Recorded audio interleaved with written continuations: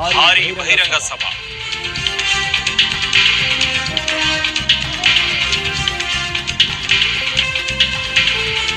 హైడ్రా పేరుతో తెలంగాణలో విధ్వంసం కూల్చడం కాదు, కట్టడం నేర్చుకోవాలని కేటీఆర్ సూచన.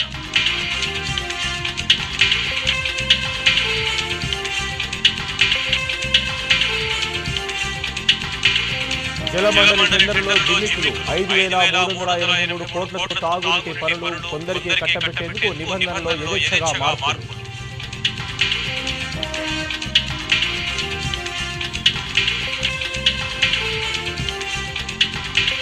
అడుగంటున్న జలాశయాలు, కొత్త దశల్లో వరి పొలాలు, ఎండుతున్న పొలాలు, సాగునీటిపై దృష్టి పెట్టని రేవంత్ సర్కార్.